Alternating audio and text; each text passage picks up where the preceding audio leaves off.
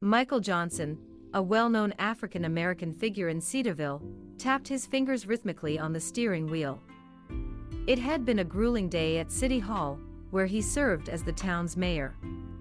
Meetings, debates, and tough decisions had consumed his energy, and all he wanted now was to unwind at home with his family. The sky was a deepening twilight, and as Michael approached the intersection of Elm and Pine, he began to relax, the idea of a peaceful evening in sight. However, his calm was shattered when the piercing flash of blue and red lights filled his rearview mirror. A police cruiser had pulled up behind him, its lights blaring ominously. Michael's heart sank. He wasn't speeding. He hadn't broken any laws. What was this about? His first instinct was to pull over safely, which he did, easing his car onto the gravel shoulder. The crunching sound under his tires felt like an omen. As the police cruiser came to a stop behind him, Michael took a deep breath, trying to steady himself. The officer, a burly man in his mid-30s with a stern face, stepped out of the car with a determined stride. His uniform was spotless, his badge catching the last rays of the setting sun. Michael rolled down his window as the officer approached. "Good evening, officer," Michael said, his voice calm but edged with a hint of apprehension. "Evening," the officer replied curtly, leaning slightly into the window. "Do you know why I pulled you over?" Michael frowned, genuinely puzzled. "I'm not sure, officer. I haven't done anything wrong." The officer's eyes narrowed as he peered into the car, his tone sharp and dismissive. "I'm going to need to see your license and registration." Michael handed over the documents, trying to maintain his composure. "Is there a specific reason you stopped me?" The officer took the documents, scrutinizing them with an air of suspicion. "I noticed you were driving a bit too close to the center line. Just making sure everything's in order." Michael glanced around at the empty streets, feeling a rising sense of unease. "I don't recall crossing the center line. I've been driving this route for years without any issues." The officer didn't respond immediately. Instead, he tapped the documents against his palm, studying Michael with a steely gaze. "Where are you headed?" "Home," Michael replied, a hint of irritation creeping into his voice. "It's been a long day. I just want to get back." The officer's demeanor hardened. "You seem a bit too relaxed for someone who's been driving recklessly." Michael raised an eyebrow, confusion etched on his face. "I'm just trying to comply with your request, officer. I don't see why this is becoming such an issue." Without warning, the officer's tone grew more accusatory. "Step out of the vehicle." Michael's heart raced. "Is that really necessary? I haven't broken any laws. It's standard procedure." "Just step out," the officer ordered, his expression stern and unyielding. Reluctantly, Michael unbuckled his seatbelt and stepped out of the car. The officer began searching the vehicle, his movements methodical yet laden with a palpable sense of hostility. Michael watched from the curb, frustration and apprehension mingling within him. "I assure you, there's nothing illegal in the car," Michael said, his voice strained. "We'll see about that," the officer muttered under his breath, continuing his search. Minutes ticked by as the officer rummaged through the car. Michael noticed a couple of passing pedestrians casting curious glances their way, their expressions shifting from curiosity to concern. Eventually, the officer straightened up and faced Michael, a smirk playing on his lips. "Well, everything seems to be in order, but I still don't like the way you're handling this." Michael tried to keep his voice calm. "I don't understand what's happening here. Can I please go now?" The officer ignored the question. "You're not going anywhere until I'm satisfied. I'm going to run a check on your records." Michael felt a knot of anxiety tighten in his stomach. "I haven't done anything wrong." This feels like an abuse of power. The officer's gaze was unwavering. Just sit tight. I'll be back with your results. As the officer returned to his cruiser, Michael stood by the roadside, his mind racing. He glanced at his watch, noting the time. He was already running late, and what should have been a routine drive home had turned into an unsettling encounter that left him with a growing sense of unease. The evening air was cooling rapidly, and the quiet of Cedarville seemed to contrast sharply with the tension that had erupted around him. Michael shifted his weight from one foot to the other, trying to keep his anxiety in check as he waited. The minutes dragged on, each one amplifying his frustration. Finally, the officer, whose name tag read Reynolds, returned, holding a clipboard. His face was set in a tight frown, and his eyes bore into Michael with an unsettling intensity. "All right," Reynolds said, flipping through the papers on the clipboard. "I'm going to need to check your trunk." Michael's patience was wearing thin. "I've already told you there's nothing illegal in the car." "This feels excessive." Reynolds' eyes narrowed. "It's standard procedure. Now open the trunk." Reluctantly, Michael unlocked the trunk and lifted it open. Inside were a few bags of groceries and a gym bag, nothing out of the ordinary. Reynolds peered inside, his scrutiny giving way to a palpable sense of suspicion. "Anything else in here I should know about?" Reynolds asked, his tone dripping with condescension. "No," Michael sighed, exasperated. "Just groceries and personal items. Can I please go home now?" Instead of responding, Reynolds continued to inspect the trunk with an air of superiority, as if searching for something, anything, to justify the stop. Michael's frustration grew as Reynolds' behavior became more intrusive. "Look, this has gone on long enough," Michael said, his voice rising. "I don't see why I'm being treated like this. I've been cooperative and polite." Reynolds shut the trunk with a slam, turning to face Michael with a smug expression. "Now that we're done with the car, I need to verify your information." Michael's eyes widened. "Verify my information? What exactly are you looking for?" Reynolds didn't answer directly. Instead, he pulled out his phone and began typing furiously. The air between them crackled with tension, and Michael felt a knot of dread settle in his stomach. A few minutes later, Reynolds looked up from his phone, his expression unreadable. "I'm going to issue you a citation." "A citation? For what?" Michael asked, incredulity evident in his voice. "I haven't broken any laws." "Your record check came back with some discrepancies," Reynolds said, his voice devoid of sympathy. "Just a precaution."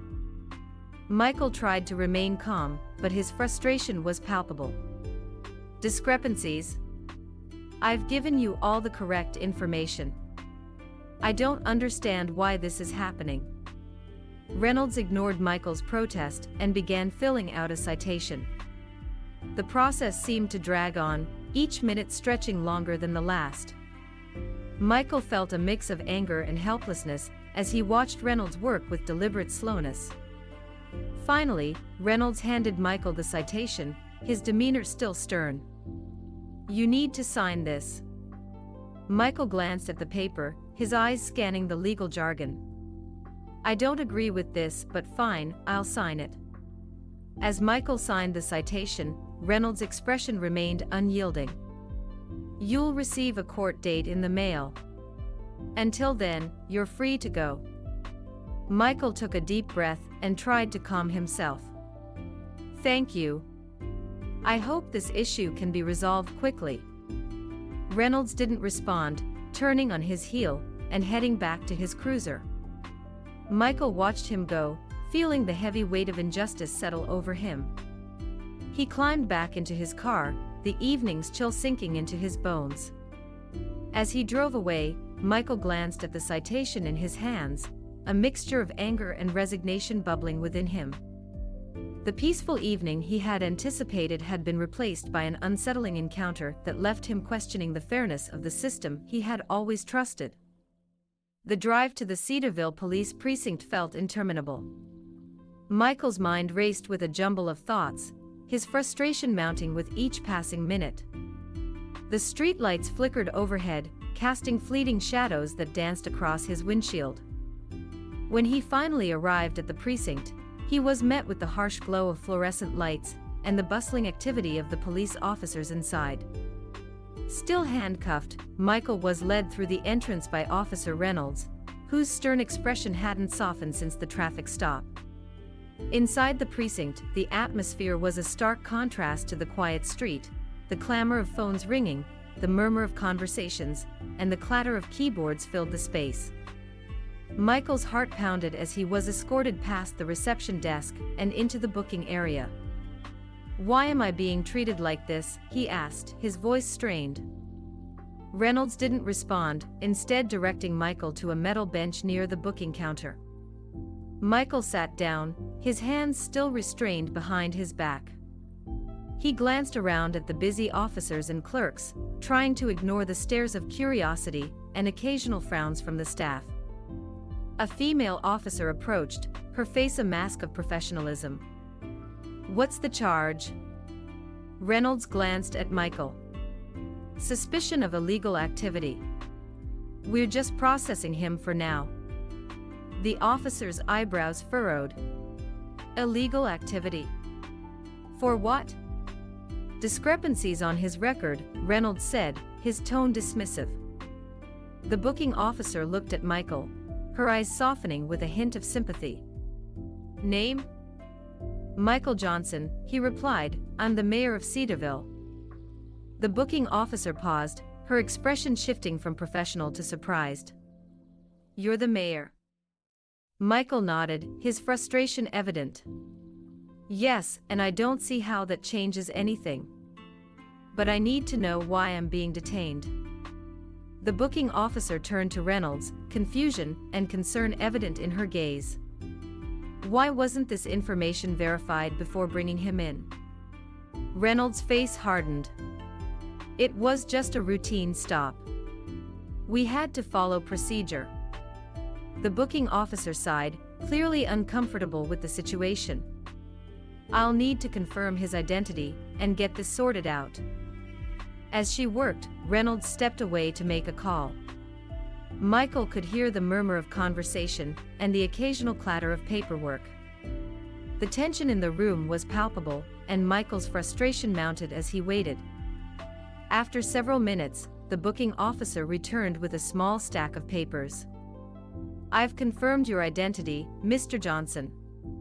"I'm afraid Officer Reynolds' actions were not appropriate." Michael's eyes narrowed.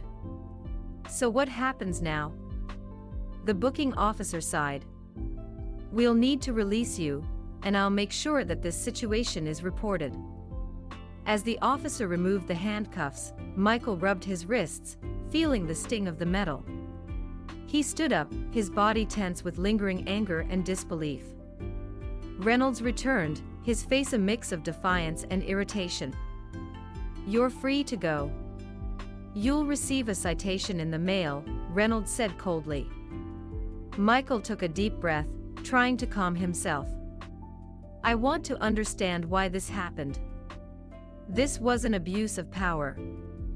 Reynolds' gaze remained cold. "You'll have to take that up with the department." Michael turned on his heel and walked toward the exit, his frustration evident in every step. As he left the precinct, he could hear the faint murmur of conversations behind him, the buzz of activity continuing unabated. The night air was cool and crisp, a stark contrast to the heated emotions Michael felt. He got into his car, his mind racing with the implications of what had just happened. The peaceful evening he had hoped for had been shattered by an unjust encounter, leaving him with a deep sense of betrayal and a growing determination to address the wrongs he had faced. As he drove home, the lights of Cedarville blurred past him. Michael knew this incident was more than a simple traffic stop gone awry, it was a reflection of deeper issues that needed to be addressed. The road ahead was uncertain, but one thing was clear: this was far from over. The Cedarville police precinct loomed large and imposing as Michael Johnson walked back toward his car. The humiliation of being wrongly detained by Officer Reynolds weighed heavily on his mind. Yet, as he drove through the quiet streets of his hometown, a new resolve began to form within him. This wasn't just about his experience, it was about the broader issues of justice and equality that plagued communities across the country. The next morning, Michael arrived at City Hall earlier than usual. The sun had barely risen, casting a soft golden light over the town, but inside his office, the atmosphere was anything but serene. His assistant, Rebecca, greeted him with a concerned look as he walked in. "Good morning, Mr. Johnson," she said, her voice tinged with worry. "I saw the news reports about last night's incident. How are you holding up?" Michael offered a tight smile. "I've been better, Rebecca. But this isn't just about me. We need to address what happened, and more importantly, why it happened." Rebecca nodded, her expression resolute. "What can I do to help?" "Call a meeting with the police chief and the city council. We need to discuss what happened last night and start taking action immediately," Michael instructed, taking a seat at his desk. "And prepare a statement for the press. This needs to be handled with transparency." By mid-morning, the meeting was underway. The conference room was filled with a mix of city officials, council members, and representatives from the police department. Chief Anderson, a seasoned officer with a reputation for fairness, sat across from Michael, his face a mask of concern. "Thank you all for coming on such short notice," Michael began, his tone measured yet firm. "As you may have heard, I was subjected to an unlawful stop and detention by Officer Reynolds last night. While I'm grateful this was resolved, it's clear that there are deeper issues within our police department that need to be addressed." Councilmember Davis, a middle-aged man with a no-nonsense demeanor, was the first to speak. "Mr. Mayor, this is unacceptable. We can't have our citizens, let alone our elected officials, being treated this way. What's being done about Officer Reynolds?" Chief Anderson sighed, rubbing his temples. "Officer Reynolds has been placed on administrative leave pending a full investigation. But I agree, this incident points to a larger problem. We need to address potential biases within our force and ensure that our procedures are fair and just." Michael nodded. "This is about more than just one officer's actions. It's about rebuilding trust between the police and the community. We need to implement reforms, starting with thorough bias training for all officers, as well as establishing an independent oversight committee." Councilmember Garcia, a young woman with a strong commitment to social justice, chimed in. "We should also consider revising our complaint procedures to ensure that any allegations of misconduct are taken seriously and investigated thoroughly. The community needs to see that we're holding our officers accountable." The discussion was intense, with various suggestions and concerns being raised. Despite the tension, there was a clear consensus that changes needed to be made. As the meeting drew to a close, a plan began to take shape: a comprehensive review of the police department's practices, the introduction of mandatory bias training, and the establishment of a civilian oversight board to ensure transparency and accountability. Michael left the meeting feeling a mix of determination and unease. The road ahead would be challenging, but he knew that these changes were necessary not just for him, but for the entire community. That evening, as Michael sat in his study, going over the day's events, his phone buzzed with a message. It was from an old friend, Sarah, who had grown up in Cedarville but had moved away years ago. The message was brief, but it carried a weight of shared history and understanding. "I saw what happened. I'm sorry you had to go through that. If you need any support, I'm here." Michael stared at the screen for a moment before typing out a reply. "Thank you, Sarah. It's been a tough few days, but we're taking steps to make things right." He set the phone down, his thoughts drifting back to the events of the night before. The memory of being handcuffed, of standing helplessly by while Officer Reynolds searched his car, still burned in his mind. But beneath the anger and frustration, there was a deeper resolve. This was a moment of reckoning, not just for Cedarville, but for every community facing similar struggles. The next few days were a blur of meetings, press conferences, and public statements. The media had picked up on the story, and soon it was being discussed on news channels and social media platforms across the country. Michael found himself at the center of a growing movement for police reform, a position he hadn't anticipated but was determined to embrace. In the days following the incident, Cedarville's town hall became a hub of activity. Citizens, activists, and community leaders gathered to voice their concerns and demand change. Michael listened to their stories, some eerily similar to his own, others even more harrowing. Each one added fuel to his determination to see real, lasting reform. During one particularly heated town hall meeting, a young man named Jamal stood up to speak. His voice trembled with emotion as he recounted an experience he had had with the police just a few months earlier. "I was walking home from work, just minding my own business, when a cop pulled up and started asking me questions," Jamal said, his eyes fixed on Michael. "I wasn't doing anything wrong, but he treated me like I was some kind of criminal. I've been scared to walk through my own neighborhood ever since." The room fell silent as Jamal's words hung in the air. Michael felt a surge of anger, not just at what had happened to him, but at the realization that this was a common experience for many in his community.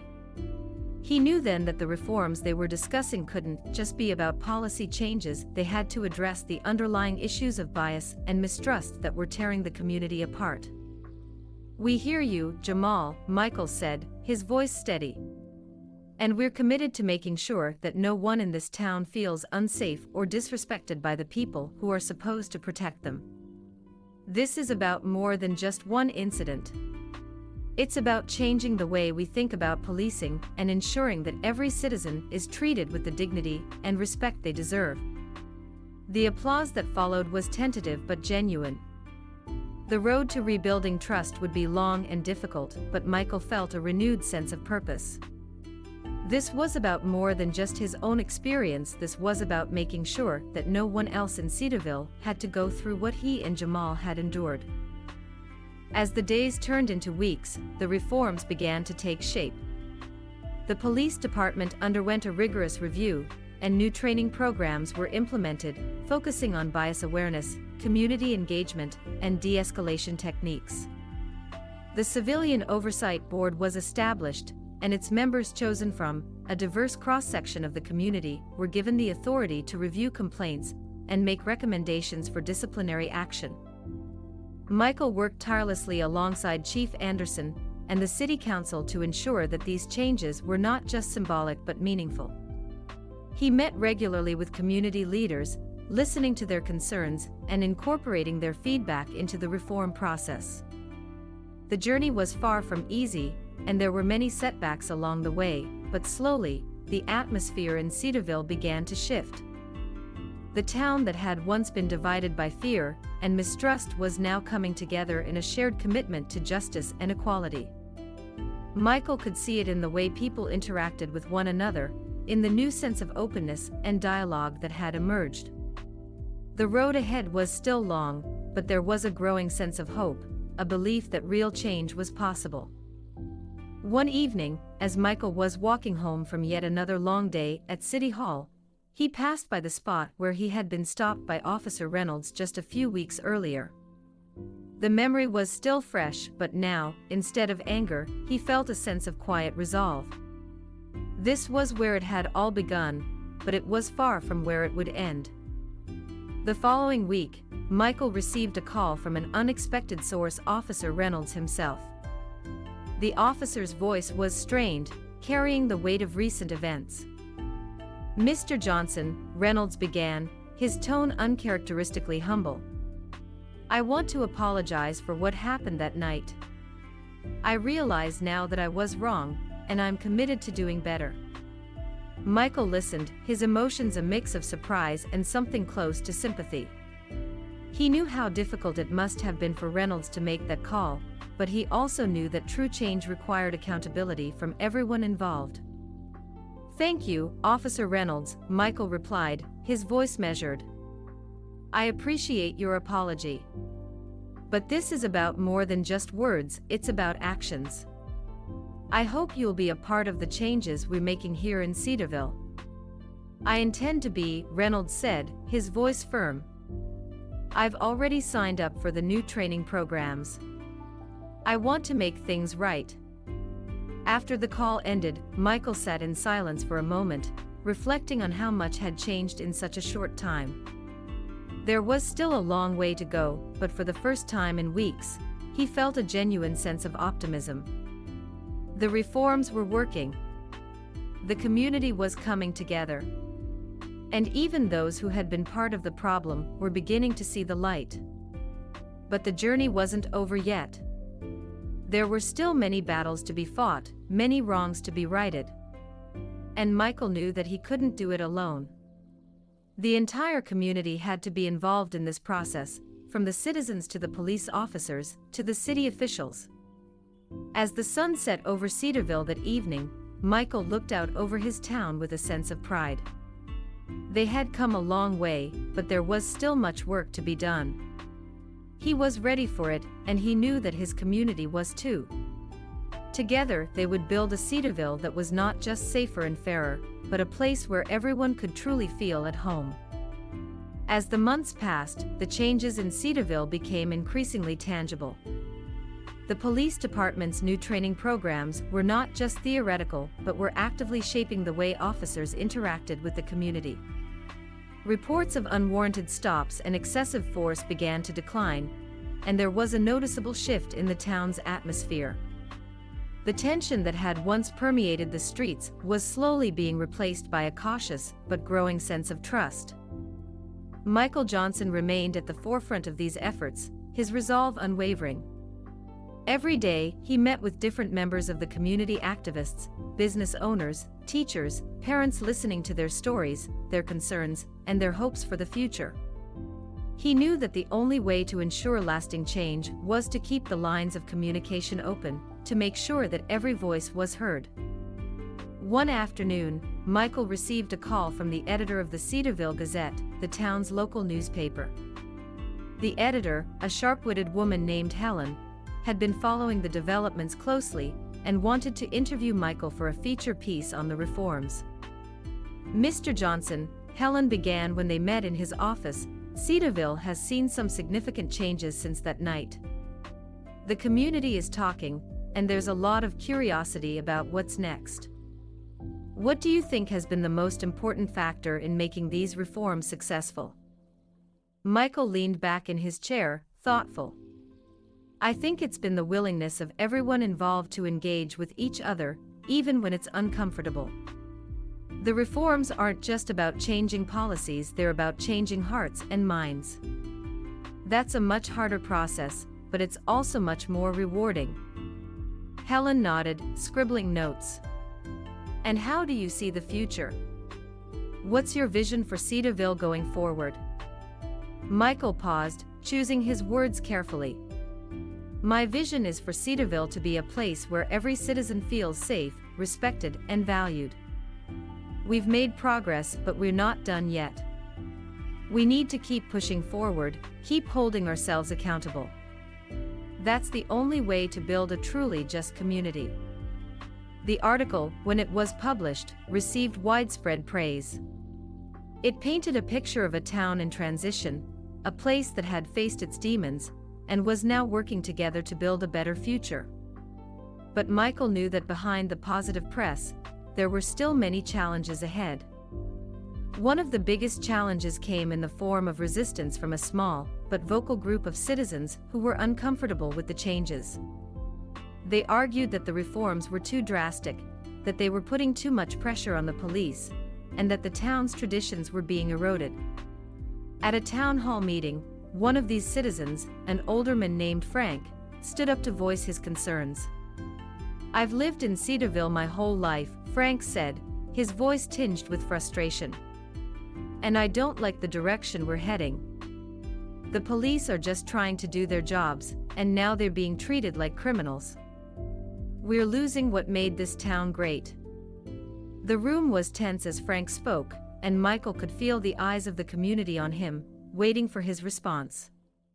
He knew this was a pivotal moment. How he handled this pushback could either strengthen or weaken the progress they had made. "Frank," Michael began, his tone measured, "I understand that change can be difficult, especially when it feels like the things we've always known are being challenged. But the truth is, Cedarville is changing because it needs to.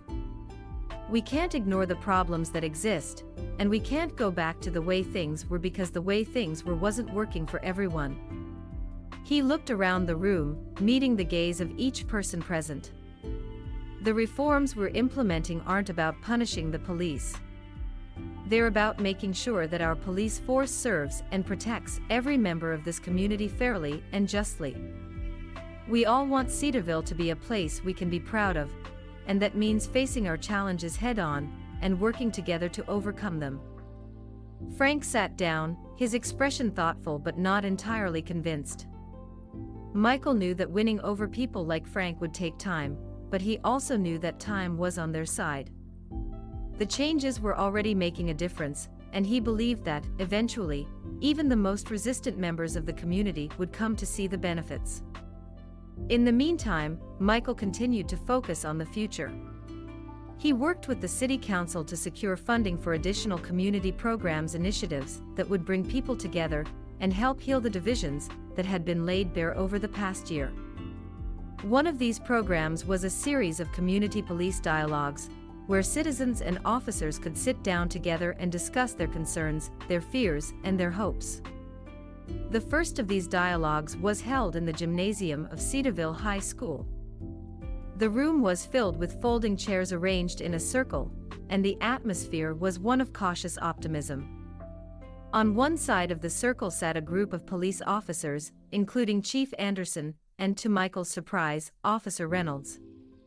On the other side were community members from all walks of life, young and old, black and white, rich and poor. Michael opened the dialogue with a few words of encouragement, then stepped back to let the conversation unfold naturally. At first, there was a palpable tension in the air, as if both sides were unsure of how to begin. But slowly, tentatively, people began to speak. A young woman named Tanya, who had been a vocal critic of the police, was the first to break the silence. "I've always been scared of the police," she admitted, her voice trembling slightly. "I grew up hearing stories about people who were hurt or even killed by cops just because of the color of their skin. I don't want to live in fear, but that's how it feels sometimes." Chief Anderson listened intently, his face somber.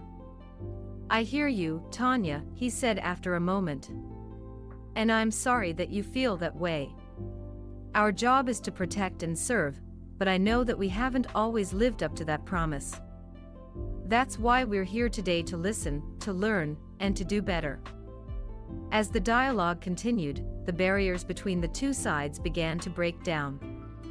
Officers shared their experiences, their struggles, and their commitment to the community. Citizens spoke about their fears, their frustrations, but also their willingness to work towards a better relationship with the police. Then, it was Officer Reynolds' turn to speak. He shifted uncomfortably in his seat before looking directly at Michael. "I want to apologize to you, Mr. Johnson, and to the community," Reynolds said, his voice heavy with emotion. "What I did that night was wrong, and I've spent a lot of time thinking about it.